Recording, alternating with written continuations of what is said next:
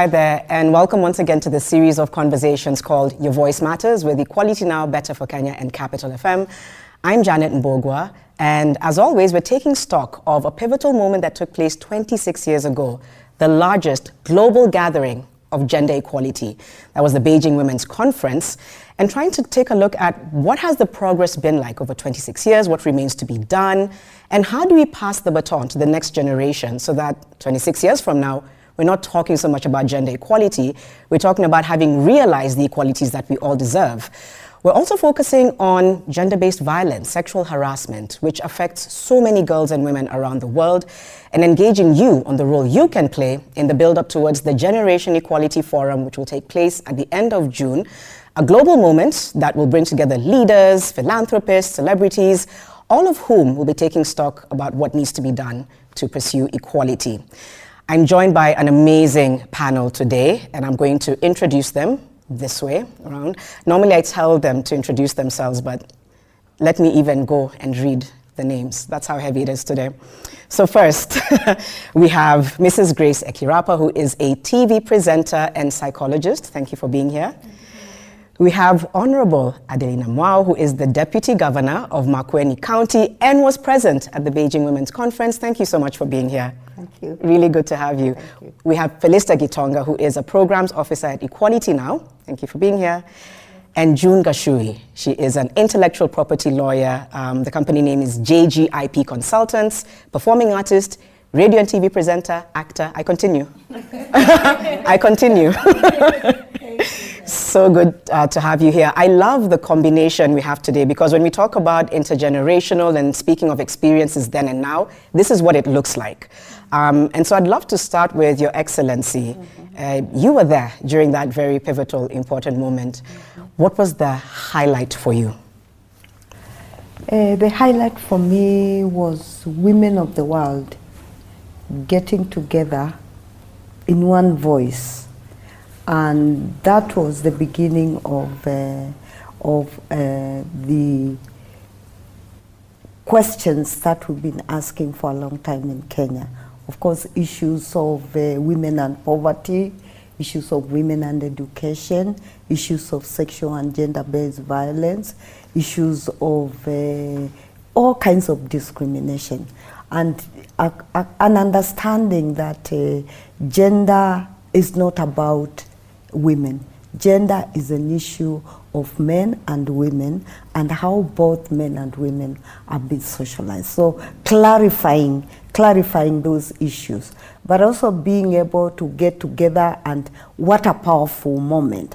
For me, it was really, really a powerful moment for women of the world to get together, for their voices to be heard, for their issues to be articulated, and a new beginning of starting to address those issues in Kenya. Okay, I'll come back to you to ask you about the gaps, but do you think that moment also planted the seed for you to pursue leadership? Because now you're the Deputy Governor in a county where a lot of women and girls feel like you fought for their rights and stood for them. In fact, you've been known to, if there's a kind of like a convening that has many people, if there's not enough women, you normally raise your voice about that. Yeah. Do you think Beijing planted the seed for you to be the leader you are today?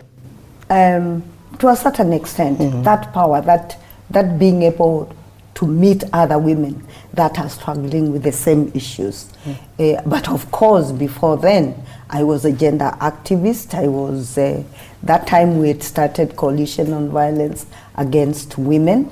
We were actually making sure that the issue of domestic violence is public and political. Later, I went to Parliament, but it's the activism that actually got me into being part of the Beijing delegation. Okay. So it's right from the word go. I felt the need for us to raise issues of discrimination of both of women.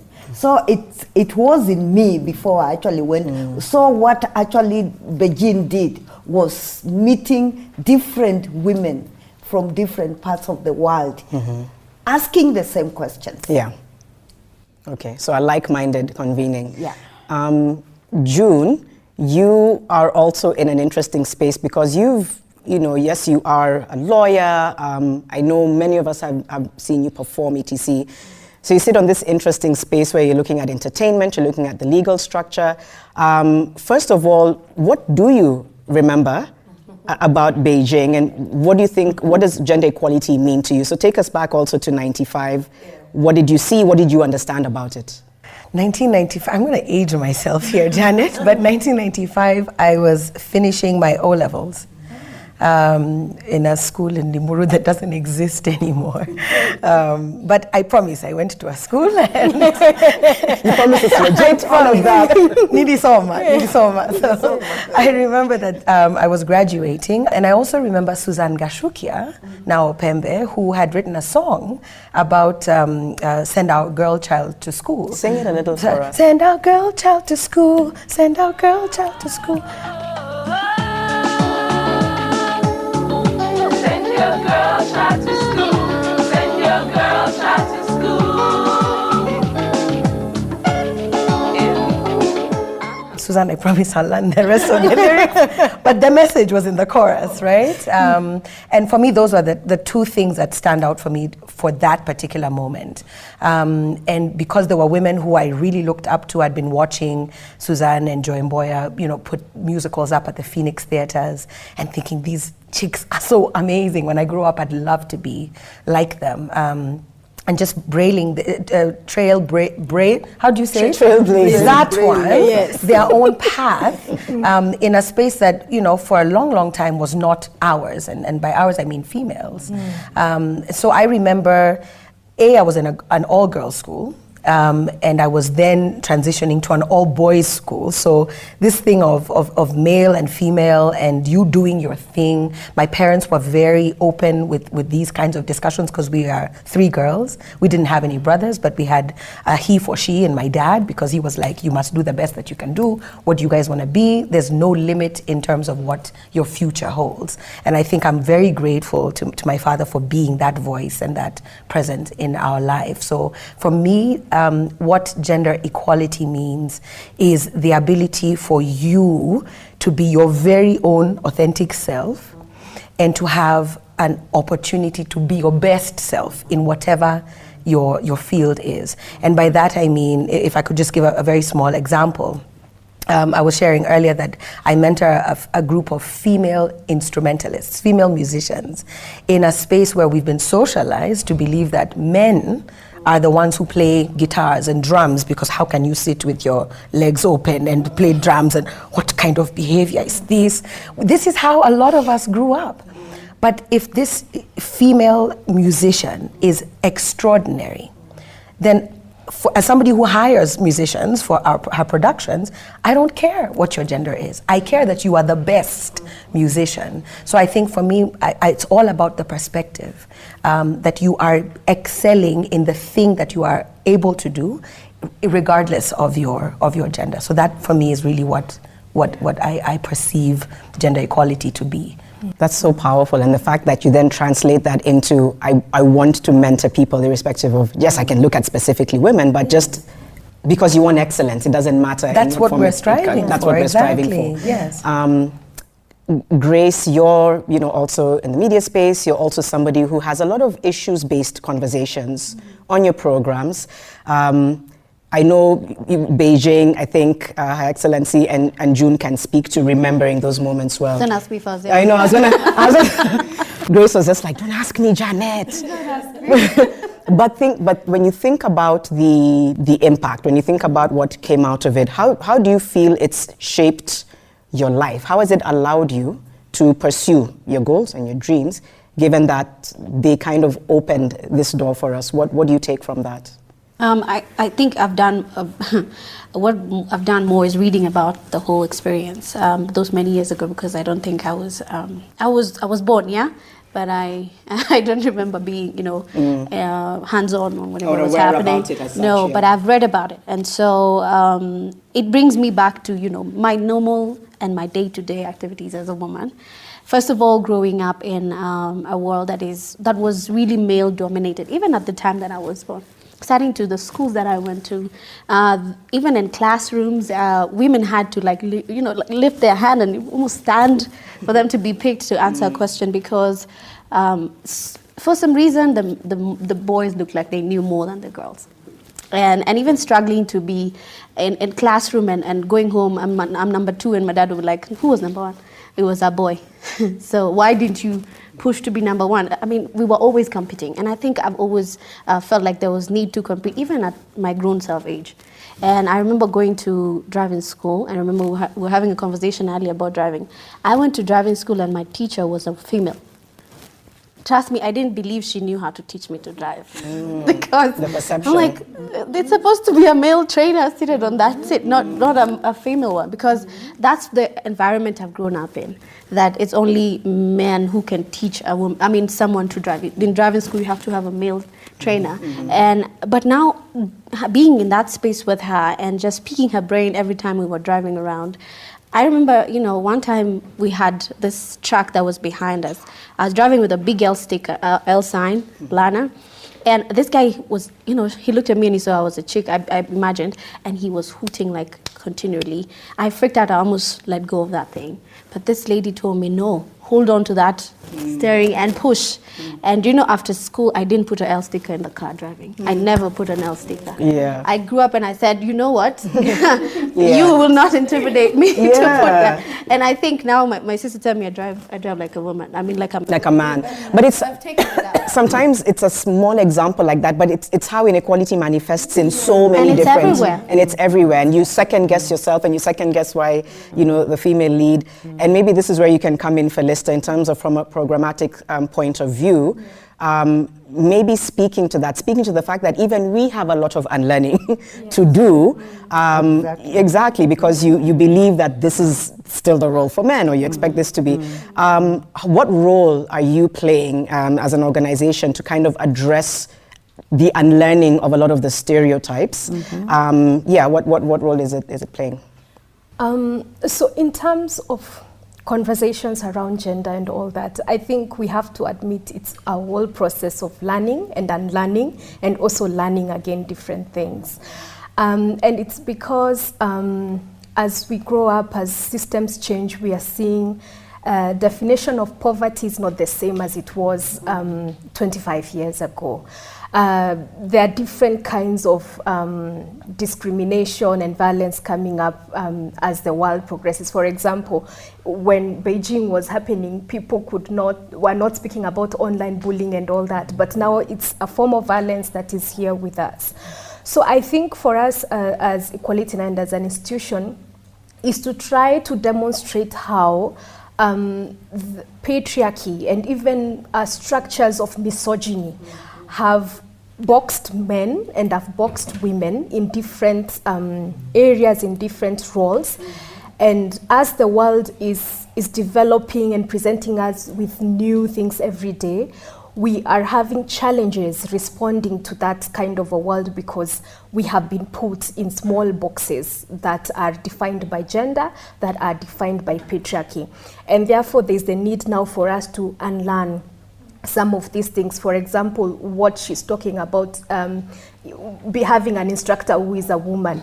I remember some time back, I went and got into a matatu, and I sat at the very front. And the driver kept coming round and round and asking me, are you sure you want to sit here?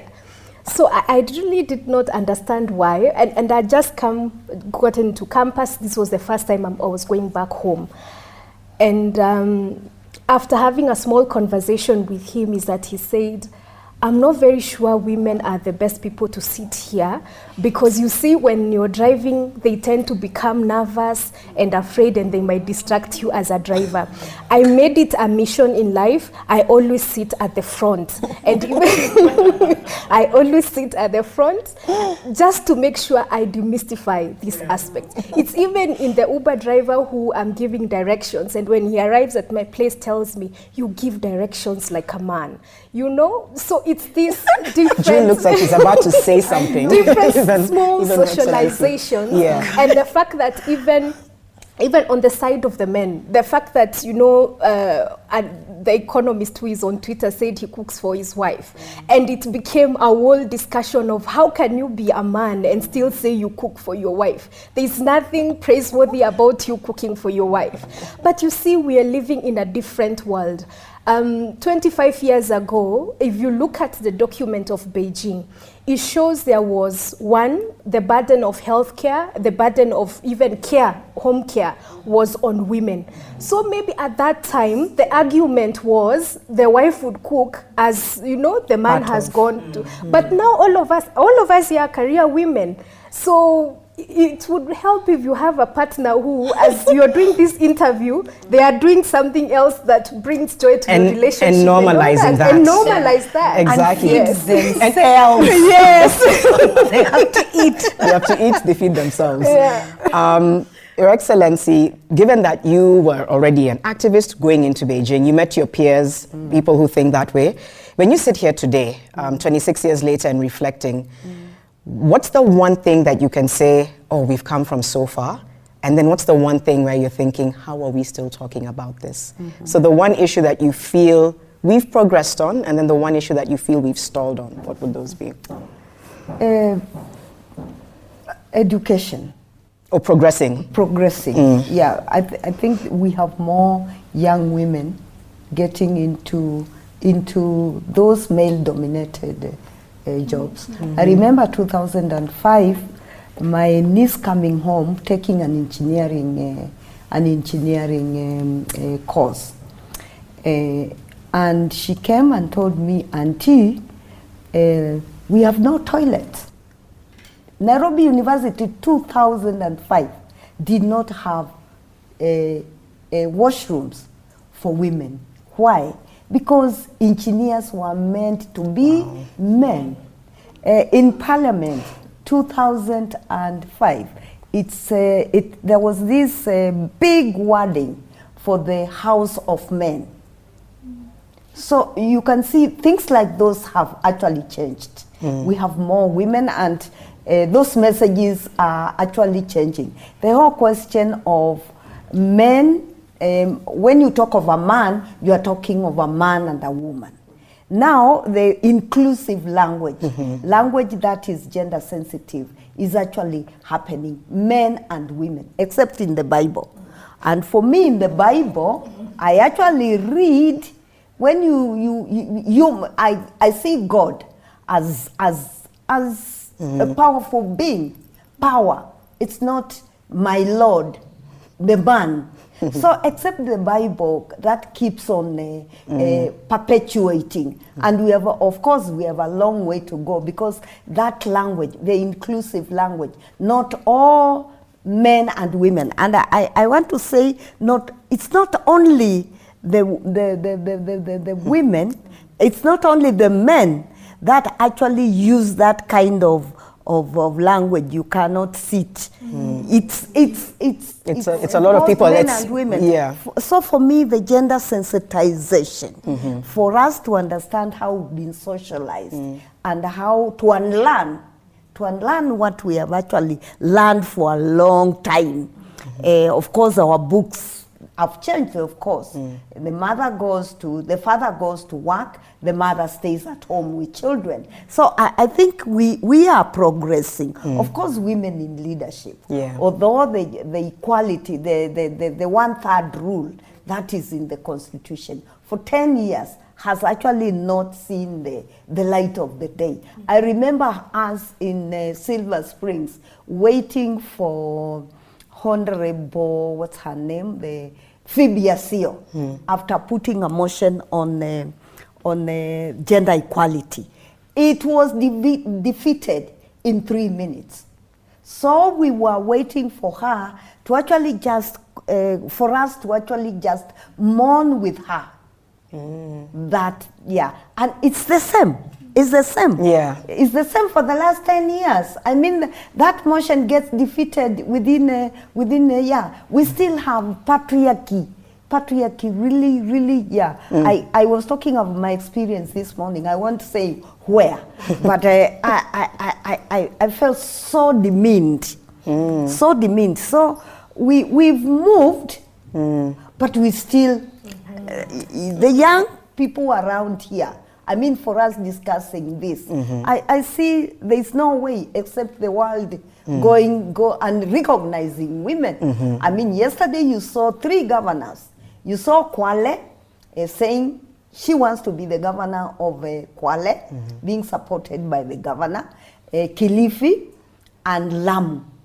And we are changing. Yeah. Next, I'm telling you, next election, you see that power that men feel. You see it being disintegrated by women getting into those spaces. So And coming I together. would want to encourage women to actually make sure that they are not demeaned. Somebody said to become who you are. I mean, to enjoy your womanhood. Yeah. As a wife, as a mother, enjoy your womanhood. Be confident about who you are as a person. Yeah. So I think as you mentor the musicians, I think it is important. That power from within you is very, very key. Wow. I feel like this is a whole other, we need like several days for that session. I want to ask, I think, 2 questions all round. One of them is how you use your platform, June. How are you using your platform? I think you've already touched on it a little bit. And also, I mean, Her Excellency has talked a lot about men, and I know we tend to also mention that in these conversations is the role of men. The role of other allies, because sometimes it's not just the men. Sometimes you need to mobilize women to understand gender equality, right? Exactly, and as complex as that sounds, it can happen. So one briefly is the way you're using your platform to kind of break down gender equality barriers, and then also briefly touching on how we can mobilize everyone, men and women alike, to kind of also drive this conversation, because it's a lot of the time it's left to us, right? You know, you have the platform, you use it, so everyone sits back and waits for, oh, it's okay, June will say something, Grace will say something. So how do we encourage everyone to participate in breaking down gender stereotypes? So the role you're playing and how we can encourage everyone to participate. Okay, thanks, Janet. I think the simplest answer is by example, right? So I do not remember a time when I was told this was impossible. And I'm almost like on a mission to prove that nothing is impossible. So my very life and my very experiences, I think, are the platform that I am using. So the ability to say, you have this talent, you have this ability, you can be a lawyer, you can be a leader, you can be an artist. And none of those things are mutually exclusive. They work together, they help you become a better being, a better all-rounded person, a more compassionate, a more tolerant individual. And from I remember high school when universities would come and try and poach and recruit us. You know, the A-star students were like, okay, so you can read, great. What else can you do?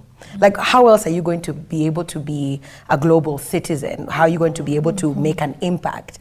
And even if you were a B+ student, you had a better chance of getting into these universities because of the other things that you did, because it showed as a human being you have a 360-degree view as opposed to just the academic aspect. And that really struck me, because by then I was already running around in this musical, trying to play rugby, I was like, rugby, who said rugby is for guys only? Okay. My mother, but anyway. But then I'm like, all you have to do is repair shorts. Teach me how to sew and I'll sew. Yeah. But then also being around guys, and I think this is, I'll sort of segue into the second question, which is men need to be part of these conversations. And they need to be in panels like this. And the only reason is because otherwise it'll be, oh, those are those feminists, those are those male bashers, and we're not. Look, men can't have children. Let's just be honest. Let's speak biologically. It is impossible for a man to be pregnant and deliver. So we're not trying to do what the other party cannot do or can do. You do what you can do, and then there should be enabling environment. And I think that's where we have failed, in the sense that we taught all our children, our girl child, so now we have a bottleneck of all these educated, powerful women, but there's nowhere for them to go. in these parliamentary rooms, in these corporate rooms, there's still, we didn't socialize the guys here. So even though now you have the degree, you have the master's, you have the PhD, you have the technical skills, but here, if you are then pregnant, there's no daycare. So you and your colleague who are exactly at par in terms of your ability, he can't have a child, but you have. And so where's the equality where it comes to, I'm allowed to go and breastfeed and come back and do my job. It's that time of the month, I'm allowed to go and do what I need to do. Like, these are realities that I think is where the problem is. So if men are part of our conversations, it demystifies it's us against them. We are all in this conversation together, and how can you help me be the absolute best that I can be?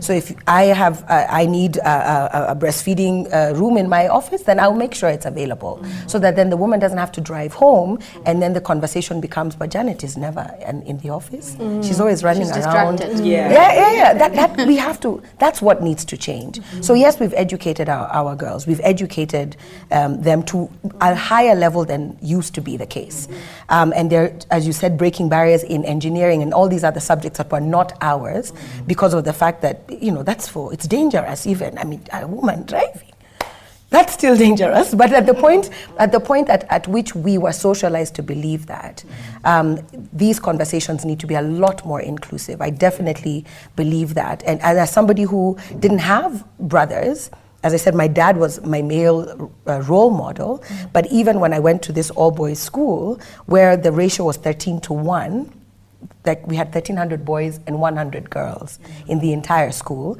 I then became their head girl. I don't know how that happened, but they were just human beings. There were other people who I was like, you have a common interest to me. I didn't see male or female. So for me, my platform, I think, is really just doing the best that I can do and lead by example. And when people ask me, how do you manage? I'm like, well, how do you manage? How do you wake up and do all the things that you're doing in your wonderful day, plus have your biasharas? I do exactly the same. And I still cook for myself and my family and do whatever it is that I need to do, because we have those God-given abilities.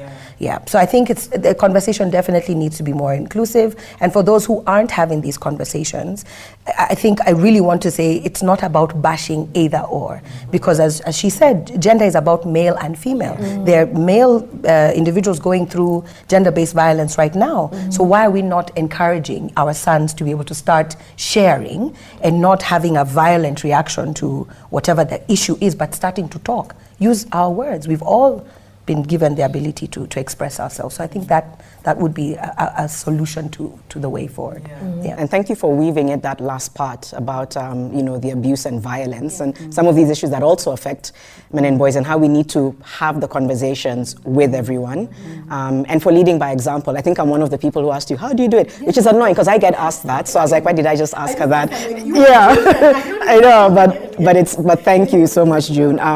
I'll come to you as well, Grace, is how you're using your platform and how we can, and your call to action for people who are watching this. How do we extend these conversations? How do we address all these issues and not make it an us problem, but making an everyone's problem? So how you use your platform and how you want to extend the conversation? I think for me, it's going back to the grassroots. I remember when I was in Bible school my first year, I went back to my primary school. I grew up in Islands. So the whole time they were like, wachana na watapata mimba wazae wache ubaki nyumbani, So, and I think that was my father's greatest fear. So he was like an animal and a lion, like you will not end up there. And I really am grateful for that. But now after I got out, I left others behind, and I would still go visit, but I'm like, that used to be my classmate. She has 3 children now, and another one, she's pregnant, and so it really made me feel I needed to do something. So I went back to my former primary school many years later, and I was like, give me the class 8 class. There were like 112, and I made it my mission to go there every week. And I started by teaching them different things that I knew I wouldn't have learned when I was in school. I only learned when I was exposed now, gotten out of it. And so I started teaching them different things. And to an extent, I actually made them business cards. I let them sit down. I taught them about vision. It took a while, but they got it. And I'd see how excited they were to come for their classes on Thursdays because they knew Auntie Gracie's coming on Thursday. And I taught them different things, and I made it, my mission to just go and get them out there. So I allowed the teachers to, use me as an example, one, but to give me the platform to teach them. So one time I arranged for a gala. This is in Islands.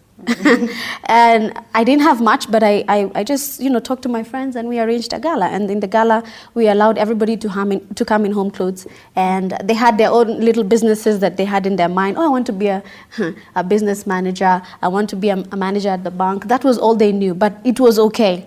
I want to drive a Range Rover. How are you gonna get there? I don't know, but so it's fine, because that's what they know. And so when I started going through this with them, I got them business cards.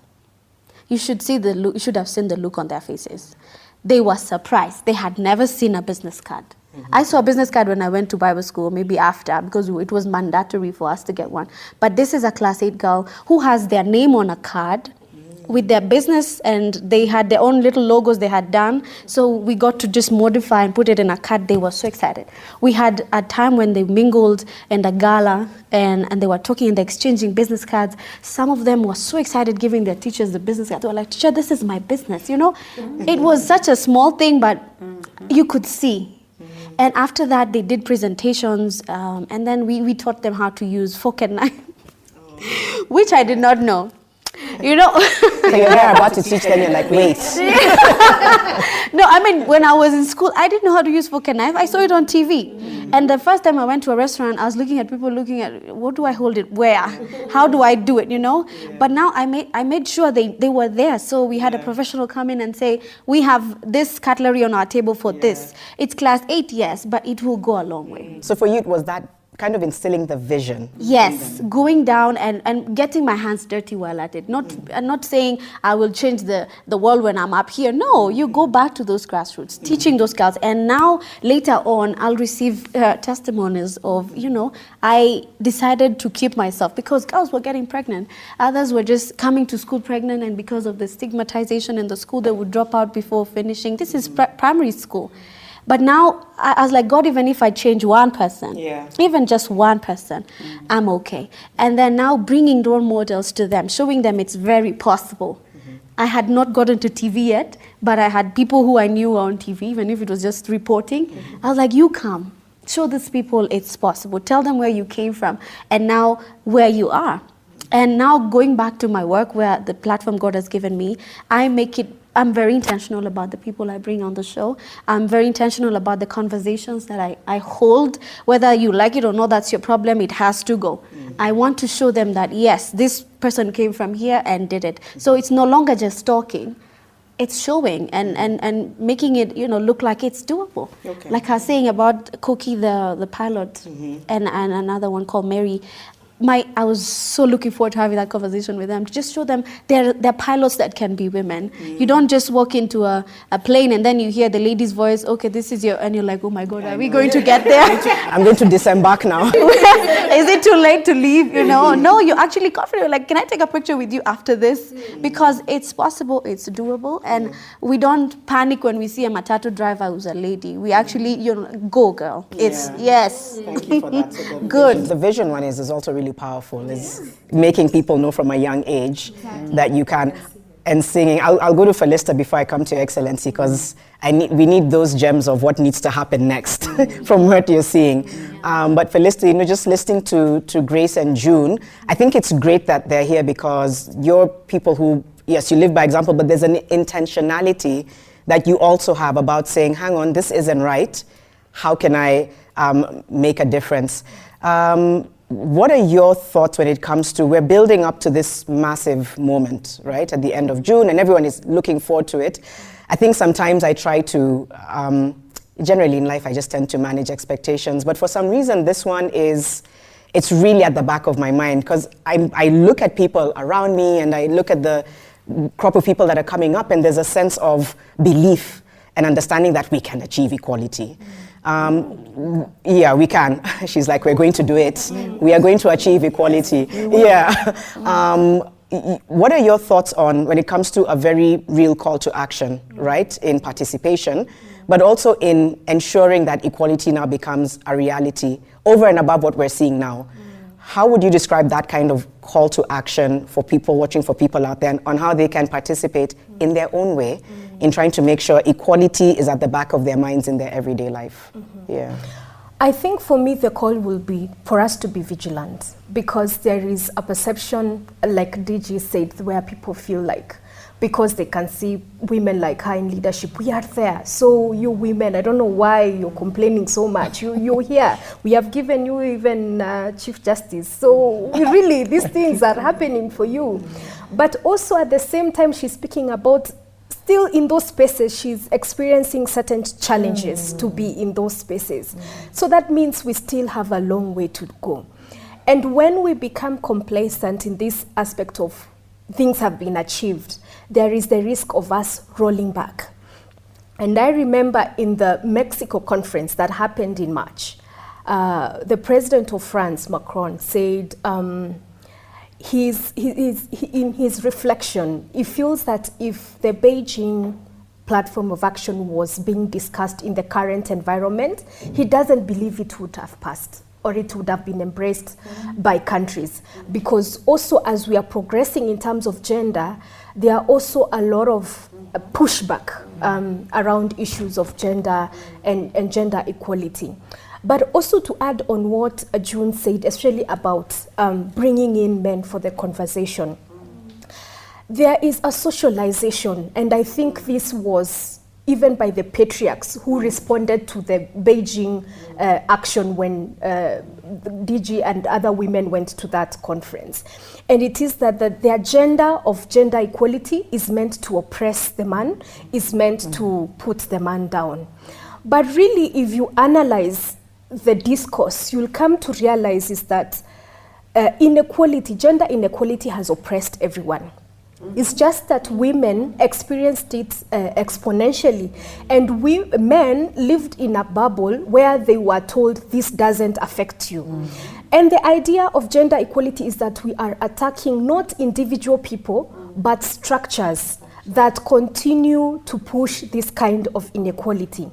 And also it happens, these structures, they have rewarded men more than women. So when we are attacking those structures and trying to dismantle them, it's obvious that it's men who feel like, the ground beneath them is shifting. But this does not mean we are really attacking men, or the agenda of gender equality is meant to erase men, because I also feel that fear that men have when they're engaging in this discourse. Already, the minute you mention it, especially looking at the recording we did last time, and then I went to the comments on social media, and I saw some people commented and said, Janet, the next one, don't say women, say human. And I'm like, yes, there's a space for that, but for us to be able to address the problem, we have to name the problem. The problem is gender inequality, but who has it affected more? Historically, it is women. And by changing that, there are certain things that have to shift across the board. And I feel the current situation that we are having, even the conversation around masculinity and femininity, is a struggle to accept that reality, to let go of these structures and for us to create a new reality. So I think moving forward, what we need to do is be very vigilant and not shy away from calling out these issues and also analyzing how they are changing over time. I've been in very interesting conversations around women and economic empowerment. Before the conversation started with women are doing most of the work, but they don't have money, they are not given loans and all that. Now we are in conversations around tax justice. How is a woman being taxed vis-a-vis a multinational company, a woman who has a business and vis-a-vis an international company? What is this tax justice in relation to, decolonizing and all the neocolonialism conversations that, affect capitalism and all that? So we need also to grow with the system.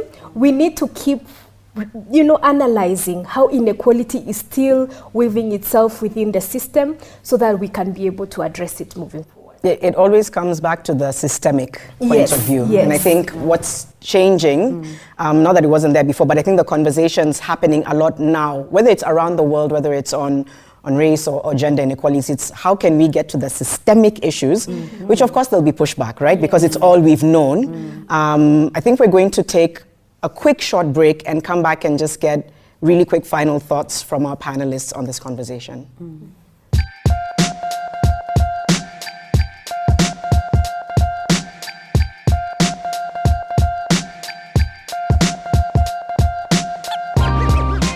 Welcome back. This is Your Voice Matters, a conversation around gender equality in the build-up to the Generation Equality Forum at the end of June. I'm Janet Mbugua, still joined by my incredible panelists. We have Mrs. Grace Ekirapa, we have Honorable Adelina Mwau, we have Felister Gitonga and June Gachui. We were taking a look at gender equality then and now, like the journey to gender equality. And for the second half, we'll delve a little deeper into an issue that has been blown wide open through the pandemic, and that's gender-based violence. It's existed for many, many decades, but with the pandemic, we really saw the gaps in trying to address what survivors need and the education for the society, behavior change, the police force. And that's what we want to focus on briefly right now, especially because we know a lot of you know survivors who are still trying to understand how they can get to safety. It's such a huge issue. And, you know, I think I've asked this before on the panel, is sometimes you think something as simple as a safe house should be the norm. I know Judy as well of Equality Now spoke to that and talked about just the cultural point of view, the normalization of violence that is holding back the progress in equipping the country to better address it, because it should be a no-brainer. I really feel like if governments really care and believe that investment and resources are needed to address an issue, they will invest in and address the issue. And so that's what I want to speak to now. When it comes to the issue of shelters, and I know, Your Excellency, there's still the question that you'll answer later about the role you're playing in the call to action, which we will still come to. When it comes to looking at safe shelters, even as a deputy governor, what are your thoughts on how we can increase access for survivors to have access to safe shelters, to safety generally in the face of gender-based violence? How would you speak to what we need to do to bring up more shelters? As you mentioned, I think there's need for us to conceptualize. I mean, for example, in Makueni County, we see sexual and gender-based violence as a development issue. And therefore, it needs budgets like any other program we're doing, because of how men and women relate, the power between men and women. And with that, there is need for political will. Political will to actually be able to understand that. And that's why in Makueni County we've been able to come up with a sexual and gender-based recovery center based in our level 4 referral hospital, staffed by doctors, nurses, counselors. And then during the pandemic, we actually came up with a safe house where we saved several women during the lockdown. It's again understanding the issue and saying it's actually an issue that is that blocks or that would hinder development, because a violated mother will not be able to actually function and be able to help her family have economics. It's one cause of poverty. Let it be understand that is one cause of poverty, because this woman physically she's disabled, mentally she is afraid, emotionally she can't deal with even bringing up the children, and therefore the cycle continues. So I think that understanding and being able to understand that it's a development issue, is a political issue, is a legal issue, it's everybody's issue, men and women together. Yeah. Well, I mean, thank you for already implementing that at a county level, and hopefully we'll begin to see that being replicated, because it starts somewhere. As you said, once we completely understand it as an issue that affects so many facets of life, then the political will kind of pushes the agenda to address it. And I think even as we talk about that, when it comes to survivors reporting, that's also another major issue, right? You're taken first, you report it. If you're lucky enough to have a police desk, which is not going to reinforce the trauma, and then maybe you're sent to a health center, you're kind of moved around to so many different places. What are your thoughts on this kind of like one-stop shelter? And I think we can all speak to this briefly, even from your legal perspective and yours as well, on how we can make it easier for survivors to feel safe and heard and helped when they're reporting gender-based violence. Yes, please do. My training is in counseling psychology. So I remember my practice was in high school. I did that for a year. And I came across so many girls who had, the core issue was abuse. And it was happening right in their homes. But some of them kept quiet because they didn't know who to tell. I can't tell my mom because my mom will tell me, ulijituma. I can't tell my dad because he was probably the one who did it. I can't tell anybody around me because I feel ashamed, first of all. And so it really brought me thinking, and I remember we raised it at school, and we thought, how about if we had those call centers? First of all, it's a hotline that is actually hot. I don't call you and wait for 5 hours for it to be picked. If something has happened to me now, I can run, get safe to a safe place and call and say, I have been abused, I have been defiled, I need help. Because if you allow me, 2 days ago, I was on the road and I got a call. One of the girls I mentored, I used to mentor, called me like 5 times. And I'm like, why is she calling me this much, So eventually I just called her. I'm like, hey, I'm on the road. What's happening? She was crying. She's like, my sister just told me she's been raped by my ex. This is on Monday. When did this happen? It happened in March. Okay, so what happened in between?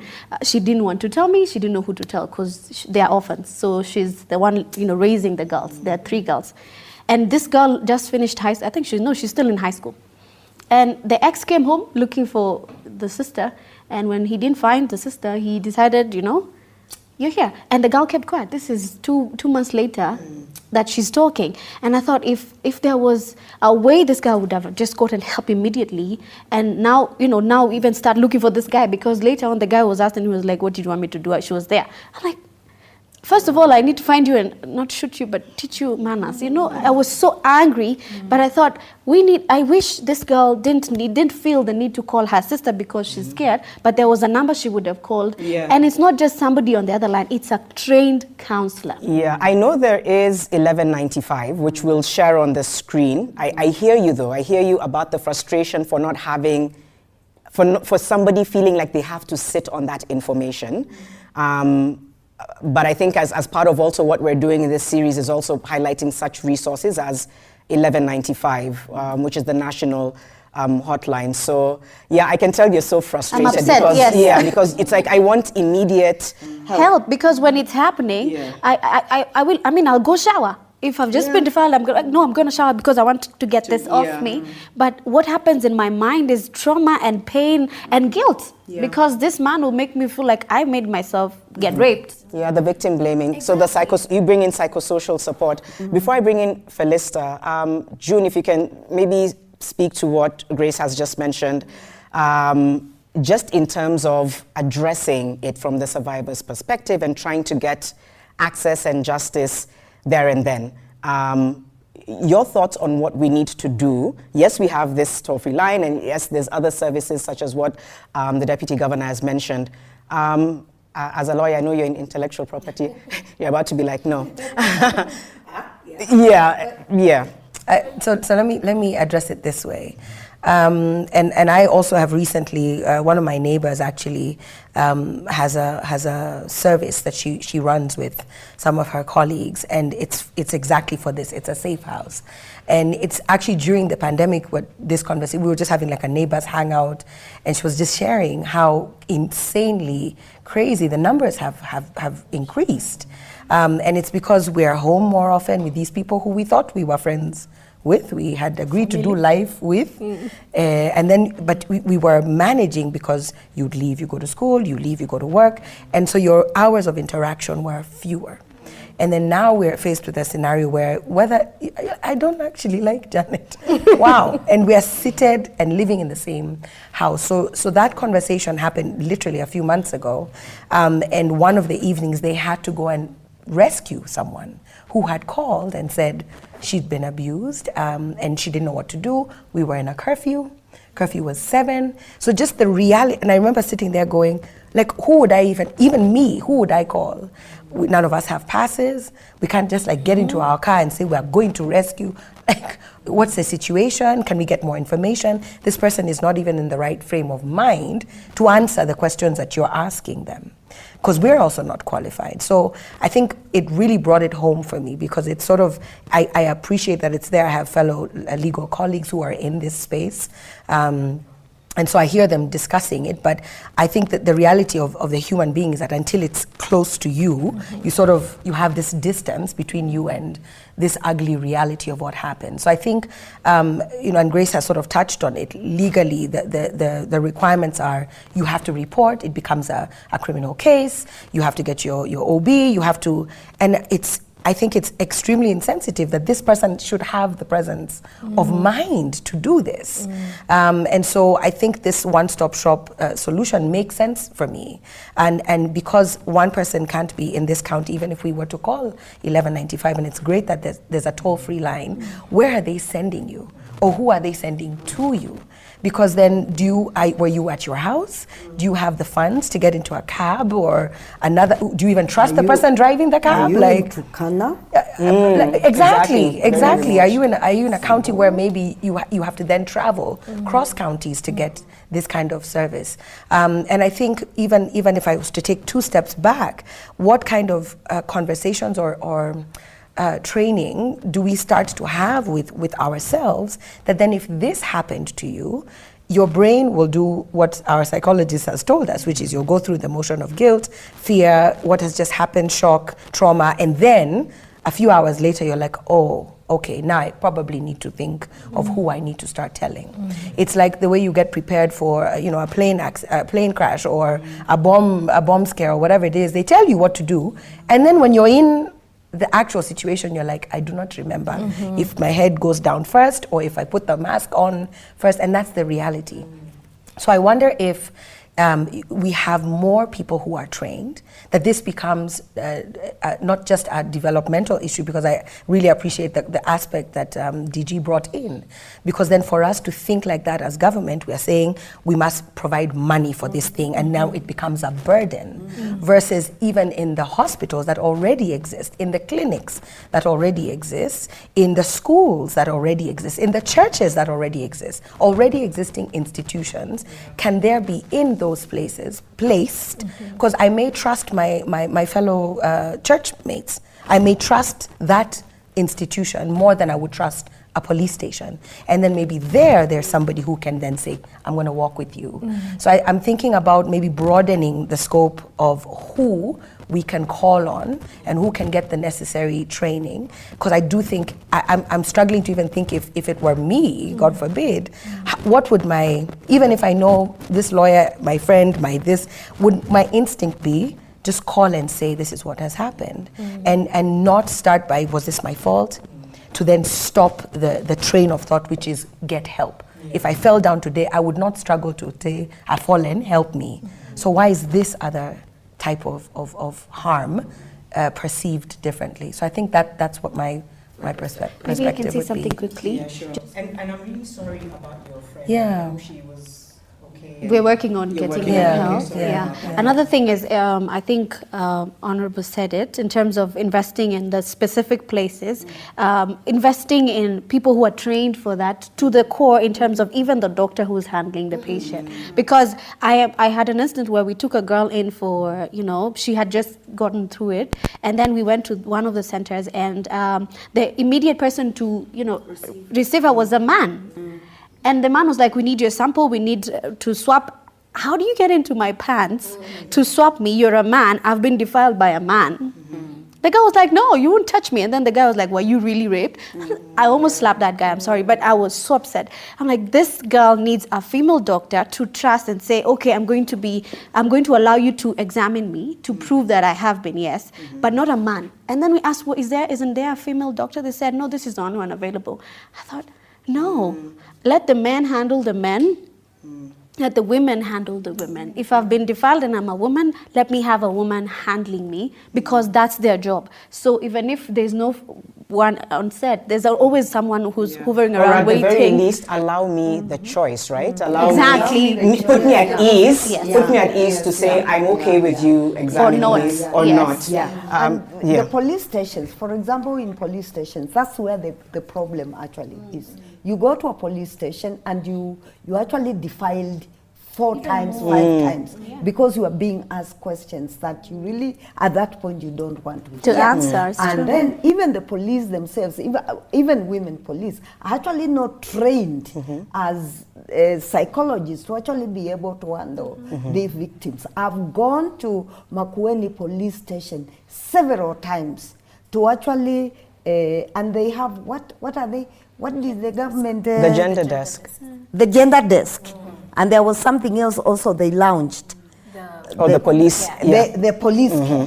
Honestly, the people that are running the police cares are actually police, women police, men police, that have actually no feelings. No feelings of, I'm not saying they can't have feelings, but there is need for training, for some sensitivity, for them to understand what this survivor is going through. There's no need of putting a polycare, and it's not helping. So I think it is important. And about, for example, the Makueni Gender Recovery Center is being run by a doctor, Dr. Lugongo. But he went through a really training, and he's become one of the best that we have in the center. The training and sensitization. Training and sensitization, and that's why we're saying it's not an issue for women, it's an issue for everyone. For everyone. Okay. It's your daughter, it's your mother, it's your grandmother. I want to come back very briefly, because we do have to wind up. I want to give you a chance towards the end to just kind of talk about what's next. What do you expect of all of us in order to progress gender equality? But I wanted to give Felister a chance briefly to speak to everything that June and Grace and Her Excellency have said. From a programmatic perspective, what's realistic? What is being worked on right now, structures-wise, to provide that kind of access for survivors? I think in terms of the structure, some of them we have mentioned here, the hotlines and even some of these gender desks. But the issue is what they have just said in terms of if we are going to have holistic response to survivors, then that does not mean you just put a gender desk. It has to be manned by somebody who understands these kind of violations and all that. Yes, man or woman. And the problem is also because of this conversation around this issue around, abuse is a women's issue. It has also created stigma in terms of the police officers who work on those gender desks. So they feel that they don't want to do it because apparently ni issue ya wanawake, and for them that's a small thing. But I remember, I think at the end of last year, watching the expose of Strauss-Kahn on Netflix, and the whole incident around this woman called Nafissatou Diallo, who was allegedly abused by him in one of the hotels in New York. And one thing I noted is that when the hotel called the police to tell them we are having an incident, it's not just any police who showed up. It's police who are trained to deal with special victims of abuse. And even through that expose, you can see them stand with this woman, Nafissatou Diallo, and explain and say, we have been trained, we know how to respond to a victim of sexual harassment, sexual abuse. We know how we saw her when we arrived, and she met the criteria and all that. But you see, for our centers, the minute you arrive at the police station, there is a profile that is informed by, their upbringing, their social, they're misogynistic and very patriarchal. So what were you dressed in? Exactly. Did you take yourself there? Yes. Was it a relationship? Exactly. Or maybe this man really likes you. Oh, and then you said no. Now you see he was really trying to get you. It becomes normalized, and it becomes now a situation where survivors feel that even the places where they're supposed to seek justice are no longer safe for them. And now that is what we need to create in terms of structures. And somebody told me that the county government of Nairobi wants to put some old houses, from railways to be shelters. And I thought, well, it's not about having just a house. It's about a house that is working for the survivor. Does it have security? Does it have sanitation? Is it a mentally good place for this? So that when we are asking for these things such as shelters and all that, we're not just getting the bare minimum. We are going all the way in terms of how we are responding to victims. And not just, giving solutions and, throwing something on the table, you take it. Well, I'm just glad that it's a conversation that's becoming very consistent, and that these issues keep coming up, and that I think people are listening, even for them to say we're looking at old houses. It's like at least the seed has been planted. Yes. Now it's about everything that we're talking about, the training, the sensitization, not just for the people who are supposed to be caring for the survivors, but for everyone. I mean, I think even every single member of community needs to understand this. Your Excellency, just a parting shot from you. Again, you were there 26 years ago. I'm sure a lot of these issues were put on the table: education, gender violence, etc. What's your ask for all of us in this room? Because, like I keep saying, the hope and intention is that we really see a shift. And I think generation equality is supposed to speak to the next generation, right? The whole idea is the generation that's coming after us won't have to be discussing this. What's the one thing in your mind, looking back 26 years, looking forward for the next, that you want all of us to understand and think about when it comes to achieving gender equality? Actually, for me, this forum, seeing young people you age really picking up this issue, I see hope. And I see us getting there. The way you are articulating this issue, those years, there were just a branch of us, a few of us that were actually being able to really to articulate the issues as the way we have articulated. I feel comfortable. What more can we do? I was sitting here and I was thinking, why can't we have these conversations on all, like Citizen, like KTN? I mean, this conversation, and include men, young men, really to come in, because I know there are young men that are actually feeling the way we are actually. We have young men that are feminists, that are very gender sensitive. We have people like my governor, Ekirapa, who really would want to articulate these issues from a male point of view, for men to actually get to understand this issue is not about women, because like in Makueni County it's about DG. I would want it to actually get a few men, a few women being said to be articulating this issue, campaigning and advocating for these issues. We are trying as much as possible to make sure that communities really have advocates that can actually be able to say, you have a referral in Makueni County. There's a hotline you can call. Yeah. So I think it's we've long way to go, but with you here, there is hope. That's okay. There is hope. It's really powerful. Yes. And encouraging, because sometimes you're like, we talk a lot. Like, can we have more action? Yes, yeah. And I think action is slow, right? Action, Progress, I yeah. can, like she said about her friend. Yeah, everybody here talked of action they've taken. She's doing something in mentorship. You're doing something as a media person. You're doing something as a counselor and as a media person. What more do we need? Then crowd. We need a movement of young, older women, and I actually feel very comfortable with you people. I don't feel that. Yes. Others should have come and summoned us and said, "What is this? Exactly. What are we saying?" We need more women in those houses, in Parliament, in Senate, who can come and have conversation with younger women.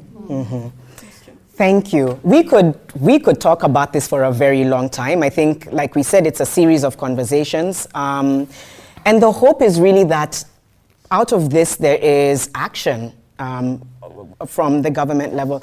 Action from just different industries and stakeholders, whether it's corporate, whether it's media, public service. I just feel like this has to be, the onus is on everyone. There has to be collective responsibility, but more than that, there has to be that everyone is collectively triggered and angered enough to want to do something, even if it means having uncomfortable conversations, even if it means confronting uncomfortable truths. Because I think sometimes as a society, we are scared of speaking about uncomfortable. We don't talk about those things, but we have to talk about them because they're happening.